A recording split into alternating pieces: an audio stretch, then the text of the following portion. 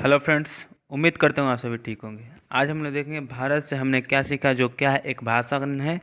और इस और इसके जो लेखक है मैक्स मुलर है। इस चैप्टर से रिलेटेड जितने भी प्रश्न हैं उन सभी प्रश्नों को हम लोग एक एक करके देखेंगे। ठीक है, और अच्छे से इसको कॉपी में नोट करेंगे। तो पहला प्रश्न जो है, कह रहा है समस्त भूमंडल में सर्वविध संपदा और प्राकृतिक सौंदर्य से परिपूर्ण देश भारत है। लेखक ने ऐसा क्यों कहा? लेखक ने ऐसा क्यों कहा कि जो भारत जो है वो सर्वविध संपदा और प्राकृतिक सौंदर्य से परिपूर्ण देश है? ठीक है, तो इसका आंसर देकर समस्त भूमंडल में सर्वविध संपदा और प्राकृतिक सौंदर्य से परिपूर्ण देश भारत है। और ऐसा लेखक ने इसलिए कहा क्योंकि यहाँ जीवन की बड़ी से बड़ी समस्याएं एक ऐसे समस्याओं के ऐसे समाधान ढूंढ निकालने गए हैं जो विश्व के दार्शनिक के लिए चिंतन का विषय है। यहाँ जीवन को सुखद बनाने के लिए उपयुक्त ज्ञान एवं वातावरण का सानिध्य मिलता है जो भूमंडल में अन्यत्र नहीं है। ठीक है, ठीक है, तो ये पहला प्रश्न था। अब दूसरा प्रश्न देखेंगे। दूसरा प्रश्न आपका कह रहा है कि लेखक की दृष्टि में सच्चे भारत के दर्शन कहाँ हो सकते हैं और क्यों? लेखक की दृष्टि में सच्चे भारत के दर्शन कहाँ हो सकते हैं और क्यों? तो लेखक की दृष्टि में सच्चे भारत के दर्शन ग्रामीण जीवन में हो सकते हैं। लेखक की दृष्टि में सच्चे भारत के दर्शन कहाँ हो सकते हैं? तो ग्रामीण जीवन में हो सकते हैं, क्योंकि ग्रामीणों में सच्चाई, प्रेम, करुणा, सहयोग की भावना कूट कूट कर भरा होता है। यही कारण है कि सच्चे भारत का दर्शन कहाँ पे होता है? गाँवों में होता है। 3 नंबर प्रश्न देखेंगे। 3 नंबर प्रश्न कर रहा है कि भारत को पहचान सकने वाली दृष्टि की आवश्यकता किनके लिए वांछनीय है और क्यों? भारत को पहचान सकने वाली दृष्टि की आवश्यकता किनके लिए वांछनीय है, यानी कौन है, वैसे कौन व्यक्ति है जो भारत की दृष्टि को नहीं पहचान सकते हैं और क्यों नहीं? तो भारत को पहचान सकने वाली दृष्टि की आवश्यकता यूरोपियन लोगों के लिए वांछनीय है। भारत को पहचान सकने वाली दृष्टि की आवश्यकता यूरोपीय लोगों के लिए वांछनीय है। किस लोगों के लिए वांछनीय है? तो यूरोपीय लोगों के लिए वांछनीय है, क्योंकि भारत ऐसी अनेक समस्याओं से भरपूर है जिनका समाधान होने पर यूरोपियन लोगों की अनेक समस्याओं का निदान संभव है।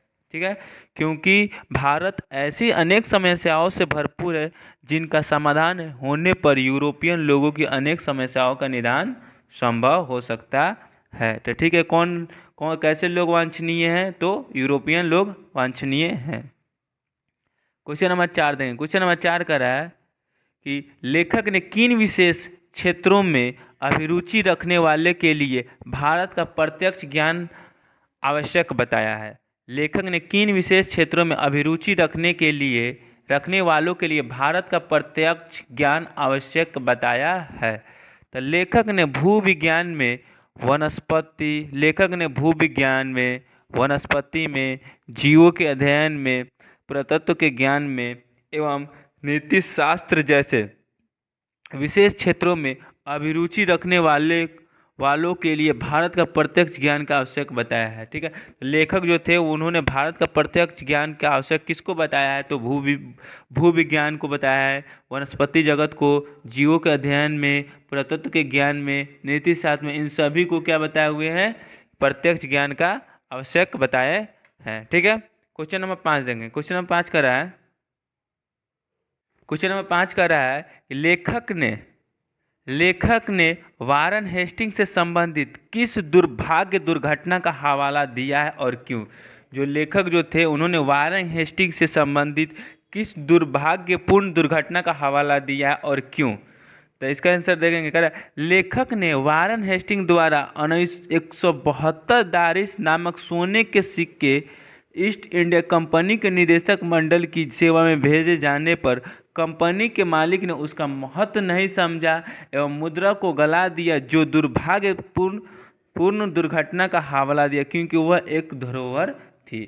क्या होता है कि वारन हेस्टिंग को एक क्या मिलता है? 172 दारिस सोने का सिक्का मिलता है, जो क्या करते हैं वो अपने कंपनी के यहाँ भेज देते हैं। तो कंपनी उसका कोई महत्व नहीं समझता और उसको क्या कर देता है?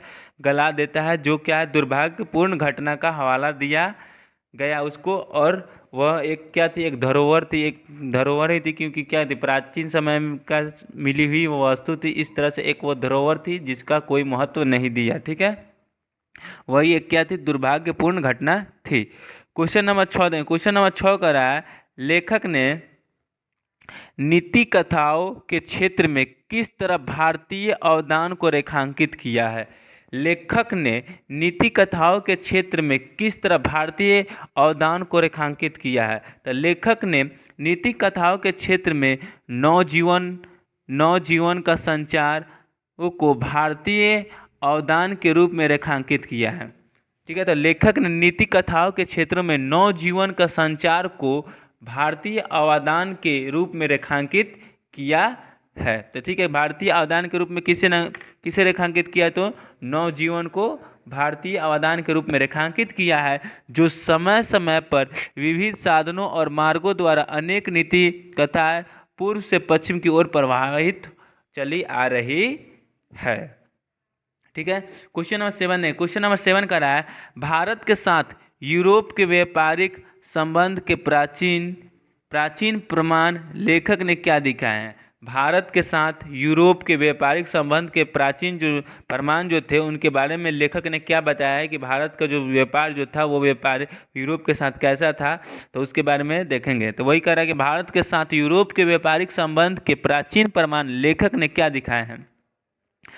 तो देखें, भारत के साथ यूरोप के व्यापारिक संबंध के प्राचीन प्रमाण के बारे में लेखक का कहना है कि सोलेमन के समय से ही भारत का आवागमन सीरिया और फिलिस्तीन के मध्य था। ठीक है, सोलेमन के समय से ही भारत का आवागमन सीरिया और फिलिस्तीन के मध्य था। इन्हीं देशों के व्यापारिक अध्ययन के आधार पर प्रमाणित है कि हाथी के दांत, बंदर, मोर, चंदन आदि वस्तुओं के निर्यात की बात बाइबिल में कही गई है, जो भारत के सिवा किसी अन्य देश से नहीं लाई जा सकती है। ठीक है, क्वेश्चन नंबर 7 था। अब क्वेश्चन नंबर 8 देखेंगे। ठीक है, क्वेश्चन नंबर 8 का रहा कि भारत की ग्राम पंचायत को किस, ठीक है, क्वेश्चन नंबर 8 का रहा है कि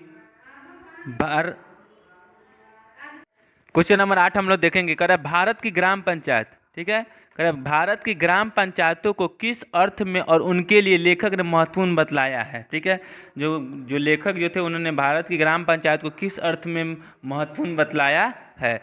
तो भारत की ग्राम पंचायत को लेखक ने महत्वपूर्ण इसलिए बताया क्योंकि भारत की जो ग्राम जो व्यवस्था होती है वो अपने आप में विद्यमान होती है, वो फैसले को लेना जानती है, जो लोगों को सरल राजनीतिक इकाइयों के निर्माण और विकास के विषय में अनुसंधान की महत्ता को समझने की क्षमता प्रदान करती है।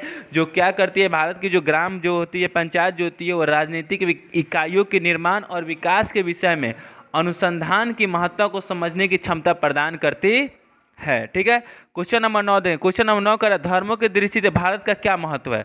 धर्मों की दृष्टि से भारत का क्या महत्व है, तो आप लोगों को पता है कि भारत का एक धर्मनिरपेक्ष देश है। यहाँ पे सभी धर्मों को समान देखा जाता है, समान नज़रों से देखा जाता है। लेकिन ये बात कह रहा है कि जब लेखक आए हुए थे तो उस समय धर्म की दृष्टि से भारत का क्या महत्व था। तो कह रहा है धर्म की दृष्टि से भारत का महत्व यही है कि भारत प्राचीन काल से ही धार्मिक विकास का केंद्र रहा है।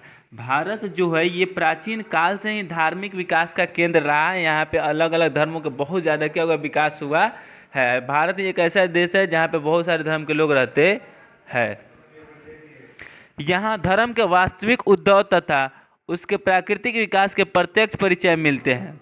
भारत वैदिक धर्म की भूमि है, बौद्ध धर्म की जन्मभूमि तथा पारसियों के जरथुस्त्र धर्म का शरण स्थली है। ठीक है, अतः कह सकते हैं कि भारत धार्मिक क्षेत्र में विश्व को आलोकित करने वाला एक महत्वपूर्ण देश है।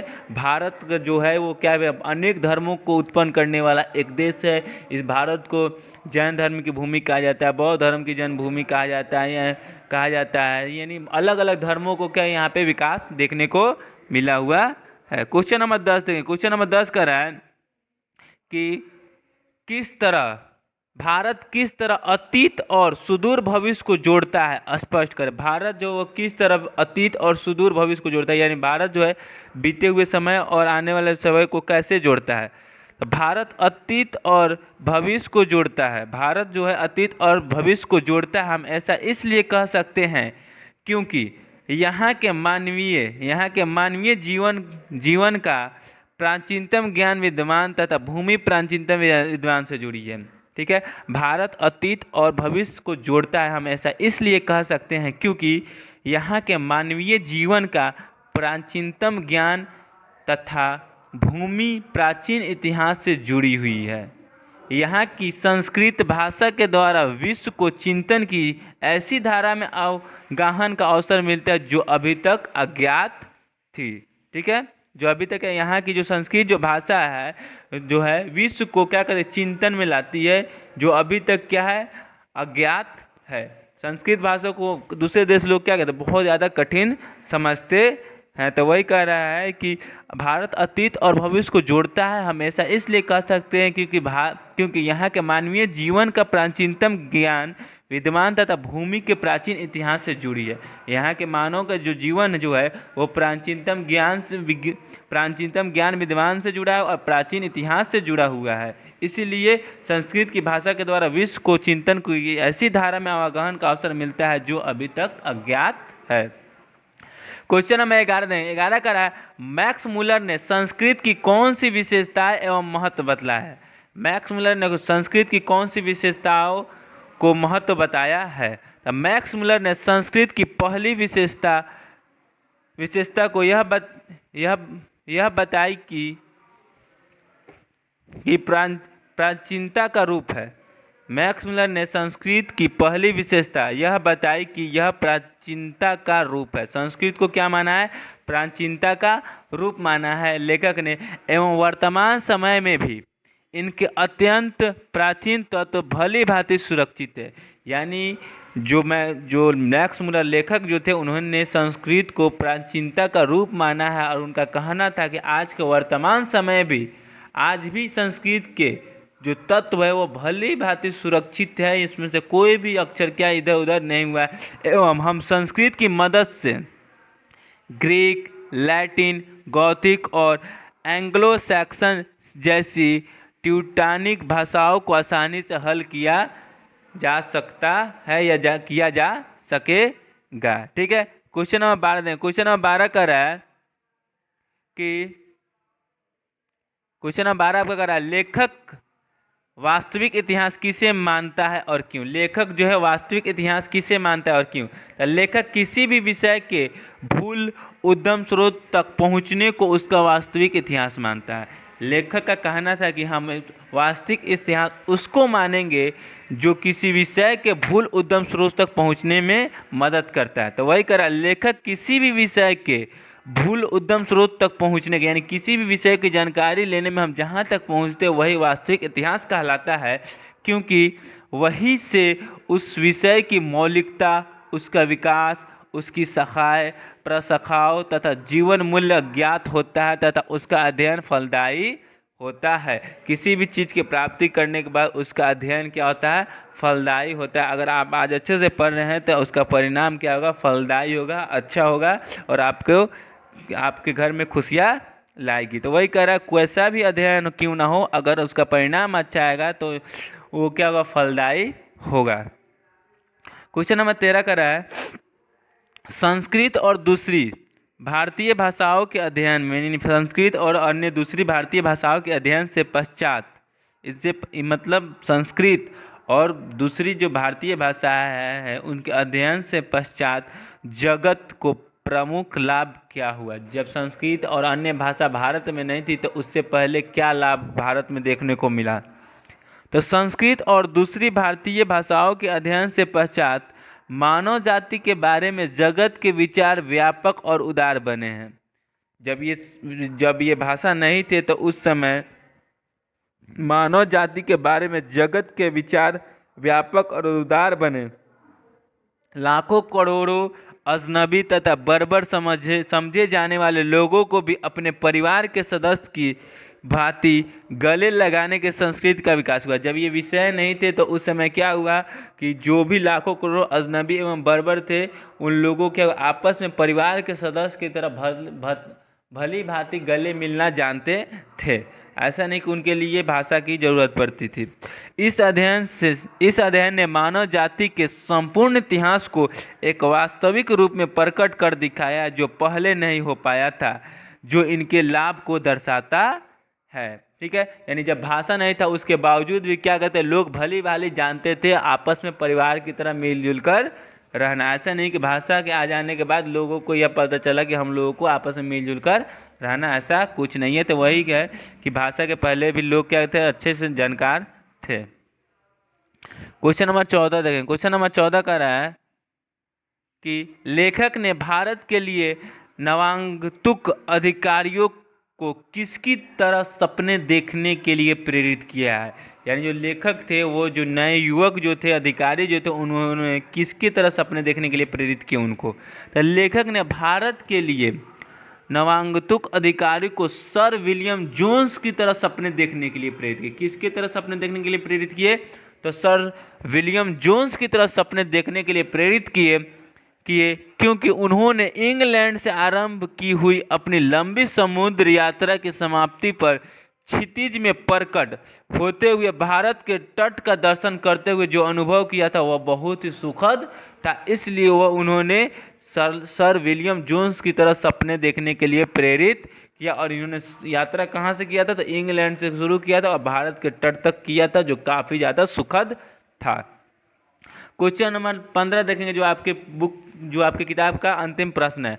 लेखक ने नया सिकंदर किसे कहा? लेखक ने नया सिकंदर किसे कहा है? तो लेखक ने नया सिकंदर भारत को समझने, जानने, संपूर्ण लाभ प्राप्त करने हेतु भारत आने वाले नवागंतुक अन्वेषकों, पर्यटकों एवं अधिकारियों का है। यानी भारत जो लेखक जो है उन्होंने नया सिकंदर उनको कहा है जो क्या है, कुछ जानने के लिए, कुछ समझने के लिए, यानी किसी भी मकसद से आए हुए हैं भारत में, नवागंतुक अन्वेषक, पर्यटक के आधार पर आए हुए या फिर अधिकारियों के आधार पर आए हुए हैं, तो उन्हीं सभी को नया सिकंदर कहा है।